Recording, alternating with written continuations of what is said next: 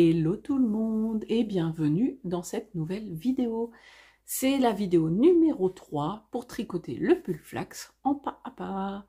Moi c'est Mini Malou, on se retrouve aujourd'hui pour avancer le tricot de notre pull flax. Donc la semaine dernière, non il y a 15 jours maintenant, j'ai sorti la vidéo où nous avons pris connaissance de l'application de chez Tin Can Knits. Nous avons tricoté l'échantillon, mesuré, savoir s'il était bon ou pas bon, adapté. Ah, j'ai mes lunettes qui sont tordues, je crois. Bref, on s'en fiche.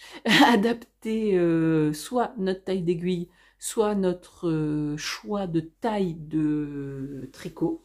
C'est-à-dire que si on voulait changer, des fois on tricote pas la taille prévue au départ. En fonction de notre tour de poitrine, voilà, des mesurations, des mensurations, on choisit une taille et finalement l'échantillon n'est pas bon, on adapte en changeant la taille de tricot, simplement. Et nous avions castonné notre projet et fait l'encolure. Voilà. Donc, je voulais vous montrer, mais je vois que j'ai oublié de sortir mon projet de son sac. Alors, pour vous faire voir, en fait, j'ai l'impression que vous êtes... Ah oui, vous bougez par moment. Bref, je vais essayer de ne pas vous faire bouger. Donc, j'ai un tote bag de chez Sostren Grain. Il n'y a qu'un seul E, donc c'est Sostren Grain. Et dans lequel je mets mon pull flax. Donc, pour l'instant, dans lequel je mets mon écheveau bobiné. Et mon patron et mon projet. Voilà, donc du coup, nous avions l'encolure à faire en côte 1-1. Donc ça, c'était monter le nombre de mailles. Donc moi, pour ma taille, la taille M, 90 mailles. Et tricoter l'encolure en côte 1-1. Donc une maille en droit, une maille en vert. Une maille en droit, une maille en vert sur tout voilà, sur toutes les mailles, pas d'augmentation, pas de diminution, voilà, on fait l'encolure. Pour information, là, moi je sais que j'essaye toujours de passer, j'ai un petit peu peur de... Ouais, le problème c'est que mon câble va être trop petit en fait. Bon, franchement, voilà, si on regarde par rapport à mes oreilles, ça va largement passer. Hein. J'essaye toujours. Bon, là, voilà, je vais pas le mettre sur un grand câble. J'ai peur de le perdre, mais... Puis en fait, c'est le câble qui est pas souple. Donc du coup, ça sert à rien, puisque du coup, ça va pas passer. Même si j'éteins au maximum, ma tête passe pas au niveau du câble. Mais je vois que, voilà, c'est très souple. Le rabat, le montage est... Voilà, a de l'élasticité, donc je sais que ça va passer. Après, j'essayerai, je vais changer de câble plus tard, quand je serai sur des augmentations, et à ce moment-là, j'essayerai mon pull. Je pense que c'est bon. Donc, si on regarde notre patron, on nous dit là maintenant, après les côtes 1-1, de bien changer notre aiguille. Nos aiguilles, pardon. Alors, que je retrouve mon... neckline, voilà, donc neckline using, voilà, avec les smaller needles, donc les plus petites aiguilles. Switch to larger needles, donc switch, ça veut dire changer. Change pour les aiguilles les plus larges, donc c'est là qu'on n'oublie pas de défaire ces aiguilles 4 mm, si vous êtes en 4 mm, et de passer au 5 mm. Et procéder au... neckline increase round, donc à l'étape suivante. Voilà, donc nous allons changer nos aiguilles. Donc moi je vais simplement dévisser mes aiguilles 4 et mettre mes aiguilles 5 à la place. Et je vous retrouve après. Bon, on se retrouve avec les aiguilles les plus larges sur notre tricot. Alors ce que vous savez pas vous, c'est que cette session... Je l'ai déjà filmé, j'avais déjà bien avancé, enfin pas bien avancé, mais justement commencé, et que je ne comprenais pas, je ne retombais pas sur mes pattes. Et j'étais en train de vous dire, il faut faire attention quand vous quand vous switchez entre votre tricot et votre patron, à pas vous tromper de chiffres. Vu que là, c'est un patron où il y a plein de tailles, c'est vite facile de se tromper entre... Et ben, c'est ce que j'ai fait. J'ai pas, à la base, j'avais pas surligné comme je l'ai fait là. Là, vous voyez, j'ai surligné ma taille. Comme ça, au moins, j'en suis sûre de mon coup. Mais à la base, je l'avais pas fait. Bah, bravo, je peux vous... Voilà, là, vous voyez, j'ai surligné à chaque fois que ça parle de ma taille. Comme ça, au moins, je suis sûre de mes chiffres. Parce que à un moment donné, j'ai changé de taille en lisant mon patron et je me suis retrouvée avec une erreur. Le temps que je la comprenne. Et du coup, maintenant, le temps que je détricote, j'ai perdu 2 heures. Bon, c'est pas grave, hein. C'est comme ça, je venais de vous le dire. Faites attention à bien surligner. Bon, bref, nous avons mis les aiguilles les plus larges, donc les 5 mm si on suit le patron et si votre échantillon était bon, avec 5. Neckline increase round, donc c'est le rang d'incrustation. Increase, c'est ça, c'est on va créer des mailles. On va élargir notre tour de cou, notre encolure. Donc, il dit knit increasing, donc tricoter en incluant tant de mailles. Alors, moi, pour ma taille, c'est 30. Sachant que moi, j'avais, par exemple, 80 mailles sur mes aiguilles. Non, pardon, 90 mailles sur mes aiguilles. J'en inclus 30. Et effectivement, ils disent à la fin, il y aura 120 mailles. Donc là, on est bon. Dans l'application, ils vous disent tous les combien de mailles. Parce que là, ils disent tricoter en incluant tant de mailles, régulièrement espacées. Evenly spaced, c'est ça, régulièrement espacées. Effectivement, il ne faut pas qu'on mette toutes les mailles, enfin qu'on augmente toutes les mailles dès le début, ou au milieu, ou à la fin. Non, c'est tous les temps de mailles, vous en incluez une. L'application fait le calcul pour vous. Donc moi, par exemple, pour ma taille, je sais que c'est toutes les 3 mailles, je vais inclure une taille.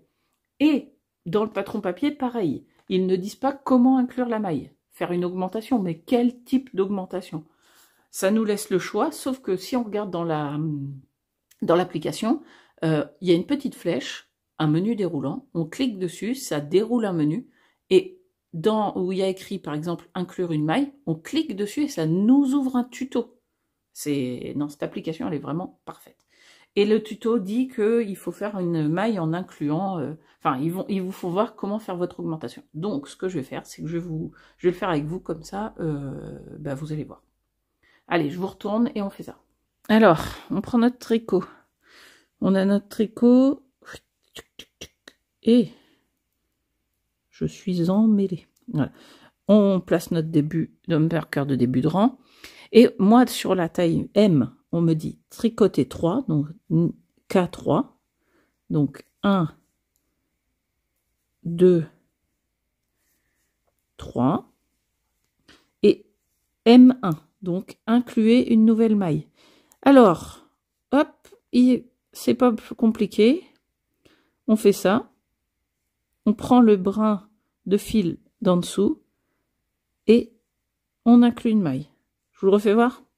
Donc toutes les 3 mailles, 1, 2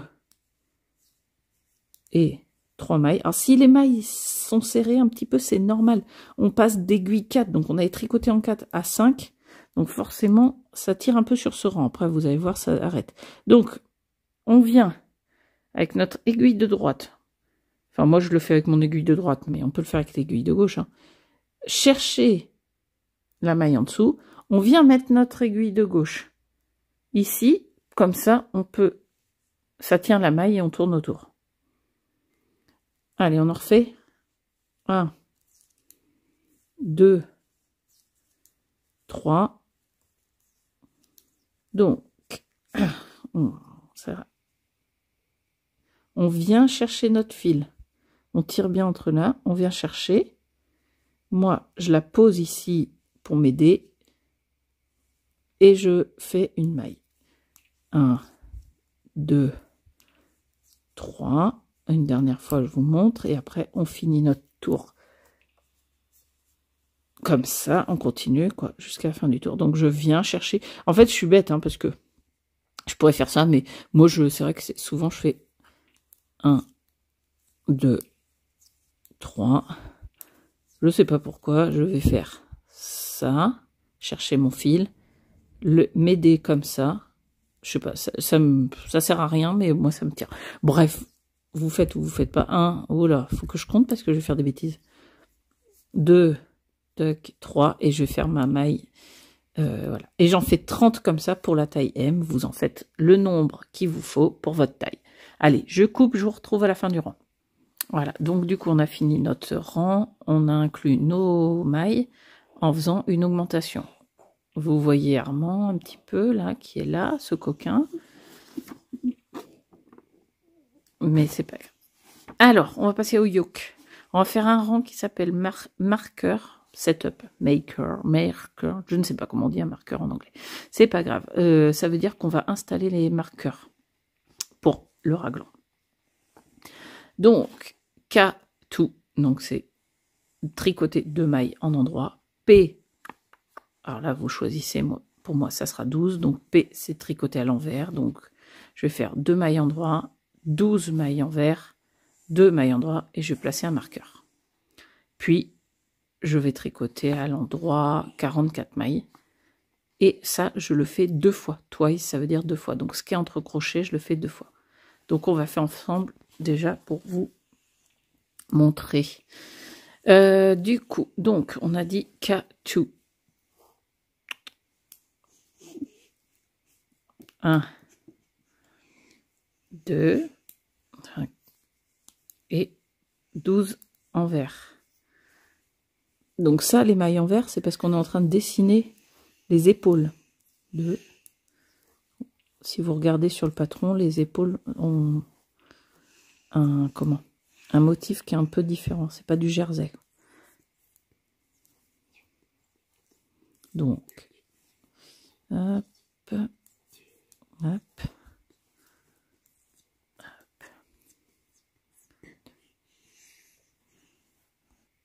Ah, du coup, je sais plus où j'en étais. 1, 2, 3, 4, 5, 6, 7, 8, 9, 10, 11, donc 12, c'est moyen pour ma taille. On refait 2 mailles endroit. Donc 1, 2, et on place un marqueur. Entre deux, mon fils est ressorti. Hop, et là, du coup, on tricote 44 mailles. Donc, 1, 2, je ne vais pas vous les faire jusqu'au bout, je vais couper. On se retrouve à la fin des 44 mailles. 3 et 44. On place un marqueur. Alors, on va mettre un petit chat. Et on refait K2. Donc, 1, 2, P12, 1, 2, 3, 4, 5, 6, 7, 8, 9, 10, 11, 12, K2, 1, 2, on place un marqueur, oups, et là moi je vous conseille de compter, de tricoter à l'endroit vos 44 mailles, mais de les compter, parce que comme ça, si on a loupé une augmentation, et ben on s'en aperçoit tout de suite, on peut rectifier le tir. Je compte mes 44 mailles et je vous retrouve après. Voilà, je suis arrivée à 44 mailles pour ma taille, donc c'est bon. Alors, the four raglan marker. Oui, alors, par contre, j'ai pas mis de marqueur à la fin, vu qu'on arrive à la fin de notre rang. J'ai laissé mon marqueur de début de rang. Je verrai. Je pense que pour l'instant, il va pas bouger. On va voir. Je vais voir si j'ai besoin, je le mettrai. Parce que je trouve que ça fait bizarre de mettre 2 marqueurs. Bref, les 4 marqueurs de raglan séparent l'épaule, la manche droite, le devant, la manche gauche et le dos. Les sections de tout ça. Donc, effectivement, l'épaule, la manche, c'est qu'on fait des mailles envers sur l'épaule. Ouais. La manche droite, le devant, la manche gauche et le derrière. Donc ça, on est bon. Les centrales, les 12 pour moi, centrale maille, c'est ça le problème en anglais. C'est que si vous traduisez mot à mot, c'est un peu compliqué parce qu'ils mettent les mots dans un sens différent du nôtre. Alors, les 12 mailles envers du centre des sections des manches, sleeve section, sont le gaiter panels. Donc, effectivement, elles forment le motif, comme je vous disais. Hein. Elles sont travaillées in garter en maille, alors garter, je sais pas ce qu'ils veulent appeler, mousse peut-être, je sais pas. Oui, ce point, voilà. To work garter straight in the round. Et oui, ben c'est ça, c'est le point mousse. Et du coup, pour le travailler, ce point mousse en rond, il faut tricoter un rond en envers. Un rang droit, un rang vert, sinon, vu qu'on est en rond. Note, you may place marker of a different color of tip from the ring. Vous pouvez placer des couleurs, des différentes couleurs, suivant le type d'anneau marqueur que vous voulez. De chaque côté du... Ah oui, on peut rajouter des marqueurs pour être sûr de ne pas oublier de faire nos mailles en vert, quoi. C'est ça qu'ils disent. On peut, quand vous... Là, on a des marqueurs entre deux pour toute la manche, mais pour être sûr de ne pas oublier de faire deux mailles en droit, les mailles en vert, deux mailles en droit, on pourrait mettre des marqueurs en plus. Enfin, ça devrait aller quand même. Rang 1, KFB. Donc KFB, knit from back, c'est... non, je ne sais plus comment... Enfin, c'est une... Comment on appelle ça? Une augmentation. Je ne me rappelle plus le KFB, ce qu'il veut dire. C'est knit into the front and back of the stitches. Donc, tricoter avec le bras avant et le bras arrière. Front, c'est avant. Back, c'est arrière. Donc, KFB, c'est une augmentation. Knit front and back. Donc, tricoter le bras avant, le bras arrière. Tricoter jusqu'à 2 mailles avant le raglan, avant le raglan maker, là, le marqueur de raglan. KFB, K1, slip marker. SM, ça veut dire slip marker, donc glisser le marqueur. Chez nous, c'est GM en français. On fait ça 4 fois. Ça veut dire qu'on a augmenté, increase, ink, on a augmenté de 8 mailles, on a inclus 8 mailles, 2 mailles par section. Donc, on se fait ça, un KFB. Alors, donc, on glisse notre anneau de début de rang. KFB, c'est, je vous ai dit, on tricote avec le brin avant, on ne fait pas tomber, et on va tricoter avec le brin arrière. Et, hop, on a créé 2 mailles, on fait tomber cette fois-ci, on a créé 2 mailles avec une maille. KFB, knit tricoter jusqu'à 2 mailles du marqueur de raglan. Donc là, on est sur le rang où on va faire tout à l'endroit. Donc ça va être une gymnastique à pas oublier, les mailles envers, les mailles en droit des épaules, effectivement. Donc jusqu'à 2 rangs, jusqu'à 2 mailles du marqueur. 2, 1, 3, toc. Il faudra bien y penser. Je ne sais pas s'il marque quelque part. Je vais regarder après avec vous. Mais c'est vrai que c'est important de ne pas oublier de faire les mailles envers un rang sur 2. Donc jusqu'à 2 mailles. Ok, qu'est-ce qu'il dit? J'étais où? KFB, K1. Donc on fait KFB, donc notre fameuse augmentation. K one, donc enfin tricoter 1, et slip marker. Et ça, vous le faites 4 fois. Donc, je vous laisse faire ça 4 fois, et on se retrouve après. Alors, tac, knit front and back, KFB, knit one et slip marqueur. Voilà, on a fait le rang 1. Le rang 2, eh ben écoutez, c'est pas compliqué. Tricoter jusqu'au point mousse, on va dire, on va appeler ça le point mousse pour nous. Tricoter à l'envers, pearl, le point mousse. Et après, tricoter à l'endroit jusqu'au marqueur, glisser le marqueur, tricoter à l'endroit jusqu'au marqueur, et ça, on le fait 2 fois. C'est-à-dire qu'en fait, les épaules, on va faire attention à bien tricoter en envers nos mailles envers, et la section là du devant, on la tricote à l'endroit. On fait attention sur nos épaules à bien tricoter à l'envers, juste les mailles envers, hein.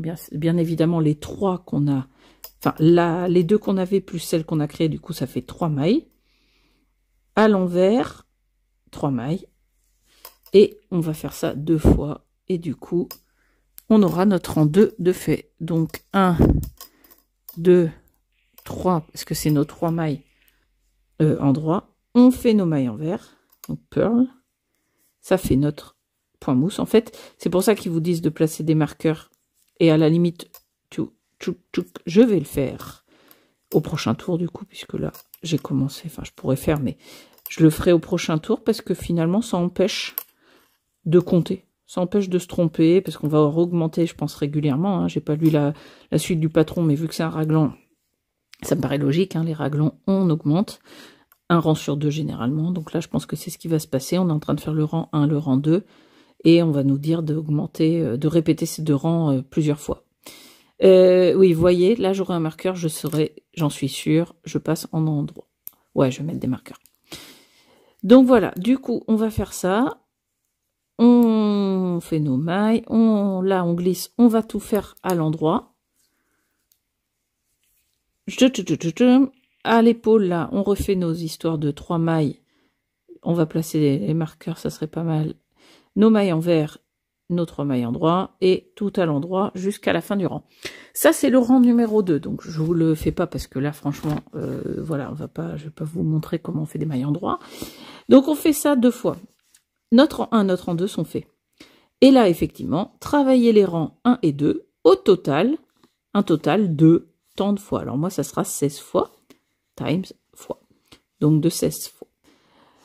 This is, ça correspond à 32 rangs. Oui, bah oui, rang 1, rang 2, si on le fait 16 fois, ça fait 32 rangs, effectivement. Et ce qui nous fera un total de 248 mailles sur les aiguilles. Et 48 mailles par épaule, 78 mailles pour le devant et le derrière. Alors ça, je vous lis mes chiffres à moi, hein, bien sûr, ça c'est pour ma taille M. Donc ce qu'on va faire, eh bien écoutez, c'est que moi je vais couper la vidéo là pour maintenant. On va travailler ça. Et après, je vous ferai un petit laïus, et avant de couper, je vous ferai le laïus sur les tailles, à partir de la taille XL, excusez-moi, il est temps que je coupe la vidéo en fait, j'ai beaucoup parlé. Donc les tailles 0,6 mois à la taille L, on fait ça. D'accord? On fait ce qu'ils nous ont dit. Si vous êtes une grande taille, donc à partir de XL, 2XL, 3XL, 4, 5, 6XL, il va falloir rajouter tout ça. Donc on en reparle juste après. Là je coupe et je vous dis ça tout à l'heure. Hello tout le monde, on est samedi 2 mars et on se retrouve pour faire un point sur notre pull flax et voir pour la suite de la vidéo. J'ai tricoté, comme je vous avais dit, le yoke avec un rang d'augmentation, enfin on répète les rangs 1 et 2 dont le premier rang est un rang d'augmentation. Pour ma taille M, moi j'avais déjà seulement 16 répétitions de ces rangs à faire et je vois que ça prend du temps. 7 en aiguille 5, ça monte vite, etc., etc. Mais ça prend quand même du temps. À la fin, on a quand même pas mal de mailles sur nos aiguilles. Et donc, mon idée de vous laisser 15 jours pour tricoter cette partie et passer à l'explication des rangs raccourcis ne va pas aller. D'autant que j'ai lu plus en détail mon patron pour vous proposer voilà, la suite des vidéos. Et je me rends compte qu'une fois qu'on a fait ces 2 rangs d'augmentation, il faut encore continuer à tricoter ces 2 rangs-là, mais sans les augmentations. Je vais vous détailler ça plus en détail après, mais voilà. Donc du coup, on ne fera pas les rangs raccourcis, la technique des rangs raccourcis sur cette vidéo. Ça sera trop, ça va demander vraiment beaucoup de tricot. Alors je pense surtout aux débutants. Pour ceux qui ont déjà fait des pulls en yoke et qui savent faire, et qui tricotent peut-être que ça en aiguille 5 mm, comment on appelle ça, une vitesse de tricot qui est un peu élevée, ça va peut-être vous paraître trop, mais c'est pas grave. L'idée c'est vraiment pas qu'on se presse, l'idée c'est qu'on soit tous ensemble, et l'idée c'est qu'on ne se retrouve pas à se croire à la rue en fait, enfin je sais pas comment dire, voilà, que ça soit du plaisir et pas une course, tout simplement. Je vous montre. Alors, en fait, j'ai pas mes bloqueurs de mailles, mais en même temps, ils ne tiennent pas. C'est des Knit Pro, mais qui sont pas adaptés à mes aiguilles surtout. C'est pas qu'ils sont pas bien, hein, c'est pas que cette marque n'est pas bien, c'est juste que c'est des gros et moi c'est des aiguilles 5 mm. Alors, les aiguilles sont un peu trop grandes pour les petits bloqueurs et un peu trop petites pour les gros bloqueurs. Il faudrait que j'ai des bloqueurs d'aiguilles 5 mm. Je vous montre. Donc là, nous avons notre dos. Allez, si on veut vraiment voir le devant, c'est ici. Là, j'ai mon devant. Alors, c'est parce que c'est un peu rabougri, parce que voilà, je ne veux pas perdre mes mailles. Hein. Mais si on regarde bien, c'est du jersey. Vous voyez le nombre de mailles quand même? Là, c'est mes manches. Alors, hop. Et si vous avez fait comme moi, vous avez tricoté en lisant un livre et vous n'avez pas fait attention que vous avez fait 2 fois le rang 1. Ah là là là, j'ai fait une erreur. Donc, bon, ce qui est bien, c'est que je l'ai faite là, mais que je l'ai faite sur l'autre manche aussi. Voilà, donc là, je l'ai fait, et là, je l'ai fait. Là, on voit. Donc, bon, c'est pas très grave au niveau de mes nombres d'augmentation, je me suis débrouillée. Hein. Forcément, le rang d'après, j'ai pas augmenté. Enfin, bref, quand je m'en suis aperçue, c'était bien trop tard, j'ai pas tout défait. Et puis, je me suis dit que du coup, bah, c'est régulièrement irrégulier. Voilà. On voit que, bon, bah là, j'ai fait quelques rangs en point mousse, une fois où j'ai répété le rang 1. Quelques rangs en point mousse, une fois j'ai répété le rang 1. Le danger de ce genre de tricot qui est facile, mais moi quand je lis, bah du coup, ouais, je me suis pas rendu compte que j'avais déjà fait le rang 1, je l'ai refait. Donc j'ai pas fait mes mailles envers sur les... Voilà. Bon, c'est pas très grave. Du coup, là, vous voyez tel que j'en suis, j'ai fait 10 répétitions sur 16 à faire, et j'ai pas fini. Et ça prend du temps. Donc c'est pour ça l'idée, c'est qu'on va garder du temps pour le faire et ça sera très bien. Je fais un aparté pour les tailles. XL, XXL, 3XL, 4XL, 5, 6XL. Ils vous disent, après avoir fait vos répétitions du rang 1 et 2, donc pour les rangs, par exemple pour les plus grandes tailles, c'est 22 fois. Donc quand vous avez déjà fait 22 répétitions de vos rangs 1 et 2, ils disent sur le patron qu'il faut faire un rang 3 et un rang 4. Donc le rang 3, KFB, donc ça vous savez faire, knit front and back, tricoter jusqu'à 2 mailles avant le marqueur de raglan, KFB, tricoter 1, glisser marqueur 4 fois. Donc ça, c'est comme le rang 1, exactement. Vous refaites le rang 1, mais il s'appelle rang 3. Puis, vous faites un rang 4, KFB, tricoté jusqu'au point mousse, tricoté en point mousse, en maille envers, tricoté jusqu'à 2 mailles avant le marqueur, et KFB. Donc, vous allez refaire, en fait, le rang 2, donc comme on faisait jusque-là, mais en faisant des KFB. En fait, l'idée, c'est ça, c'est que c'est renouveau, on fait comme le rang 1 et 2, mais le rang 4, le rang 3 est comme le rang 1, mais le rang 4 n'est pas comme le rang 2. Le rang 4, il a des KFB. Donc, Oui, voilà, c'est pareil. C'est exactement la même chose. Vous faites ça sur les 4 sections. 4 sections de raglan, vous faites KFB, vous tricotez jusqu'à votre point mousse, vous faites le point mousse, vous tricotez jusqu'à 2 mailles du marqueur de raglan, vous faites KFB, tricotez une maille, glissez votre marqueur, KFB, tricotez vos mailles en endroit, jusqu'à 2 mailles du marqueur de rang. Il faut bien faire attention que ce rang 3 et ce rang 4, en fait, c'est que vous continuez, vous augmentez. C'est une adaptation poitrine, en fait, hein, simplement. Souvent, c'est que voilà, c'est que si vous continuez à faire un raglan avec des augmentations 1 sur 2, ça fait une forme, on va dire, triangulaire, si on peut dire ça comme ça, trapèze. En tout cas, voilà, ça va faire comme ça. Et là, ce qu'il vous propose, c'est d'augmenter au niveau de la poitrine. On augmente tous les rangs. Donc le rang 3, le rang 4. Comme ça épouse mieux la forme, parce que c'est vrai qu'on n'est pas, enfin voilà, en tant que femme, on n'est pas construit, on est construit avec là, logiquement, si ça se passe bien, enfin, quand on fait une grande taille, souvent va avec une forte poitrine, on augmente plus pour que ça épouse. D'un coup, ça va faire plutôt un rond comme ça. Je sais pas si c'est clair. Donc, vous travaillez ces rangs 3 et 4.